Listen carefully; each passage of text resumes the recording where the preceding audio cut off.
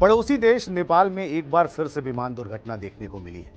Plane crash में 19 लोग मारे गए। हम आपको इस रिपोर्ट में बताने जा रहे हैं कि आखिर यह हादसा कैसे हुआ। हम यह भी बताएंगे कि नेपाल के सौर एयरलाइंस का यह विमान पहले से ही खराब था और इसकी जानकारी क्रू मेंबर्स को भी थी, फिर भी इसने क्यों उड़ान भरी। नमस्कार, आप देख रहे हैं विस्तार न्यूज और मैं हूं आपके साथ अंचल शुक्ला। नेपाल की राजधानी काठमांडू में हुआ यह विमान दुर्घटना आपको विचलित कर सकता है। विमान हादसे की तस्वीरें सोशल मीडिया पर पहले ही वायरल हो चुकी हैं। सीसीटीवी फुटेज से लेकर लोगों के फोन के कैमरे में कैद यह हादसा हर किसी के रोंगटे खड़े कर देने वाला है। हादसे के दौरान की कुछ तस्वीरें ऐसी हैं जिन्हें हम नहीं दिखा सकते, लिहाजा हमने उसे ब्लर कर दिया है, लेकिन हम आपको पूरी घटना के बारे में बताने जा रहे हैं जिसमें 19 लोगों की मौत हो चुकी है। बुधवार को सुबह 11 बजे काठमांडू के त्रिभुवन एयरपोर्ट से उड़ान भरते ही सौर एयरलाइंस का विमान 9N AME क्रैश हो गया। यह विमान काठमांडू से नेपाल के ही दूसरे शहर पोखरा जा रहा था। हादसे में चालक दल समेत 19 लोग इस क्रैश में मारे गए, जबकि विमान के कैप्टन एम शाक्य को गंभीर हालत में अस्पताल पहुंचाया गया। हादसे में मारे गए लोगों में से 17 सौर एयरलाइंस के ही स्टाफ थे, जबकि 2 क्रू मेंबर्स थे।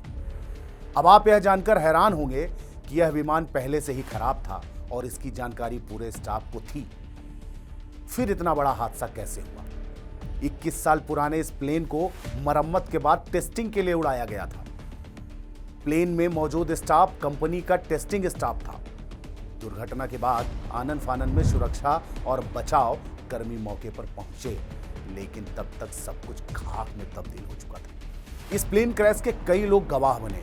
कईयों के अनुभव हैरान और परेशान करने वाले हैं। कुछ चश्मदीदों ने बताया कि प्लेन टेक ऑफ करते ही एक तरफ झुक गया और फिर क्रैश कर गया। नेपाली मीडिया से बातचीत में चश्मदीदों ने बताया है कि रनवे के दक्षिणी छोर से टेक ऑफ कर रहा था। अचानक से इसमें झटका लगा और आग लग गई। इसके बाद यह रनवे के पूर्वी हिस्से में बुद्धा एयर हैंगर और रडार स्टेशन के बीच एक गड्ढे में जा गिरा। नेपाल में विमान हादसों का सिलसिला पिछले कुछ सालों में काफी तेजी से बढ़ा है। बीते 1.5 दशक में यहां पर 12 विमान हादसे हो चुके हैं। वैसे देखा जाए तो यहां एयर इंडस्ट्री ने काफी तेजी से ग्रोथ हासिल की है, लेकिन खराब सुरक्षा व्यवस्था, रख रखाव और ट्रेनिंग की कमी के चलते अक्सर हादसे होते रहते हैं। आंकड़ों पर गौर करें तो सालाना यहां एक विमान हादसा होता ही है। नेपाल में यत एयरलाइंस का विमान दुर्घटना का शिकार हो गया। यह एक ATR 72 प्लेन था, जिसमें 68 यात्री और 4 क्रू मेंबर सवार थे। इस हादसे में ये सभी मारे गए। आपने सभी ने वो वीडियो भी देखा, कितना दर्दनाक और भयानक था वो हादसा। 29 मई 2022 को मस्टैंग जिले के एक एयरप्लेन क्रैश हुआ। इस हादसे में 22 लोगों की मौत हुई, जबकि 2018 में काठमांडू के त्रिभुवन एयरपोर्ट के पास US बंगला एयरलाइंस का विमान क्रैश हो गया था। इसमें 51 लोगों की मौत हुई थी। नेपाल एक टूरिस्ट प्लेस भी है। न सिर्फ भारत बल्कि दुनिया के दूसरे हिस्से से भी सैलानी यहाँ पहुँचते हैं। दुनिया की सबसे ऊंची चोटी माउंट एवरेस्ट इसी देश में।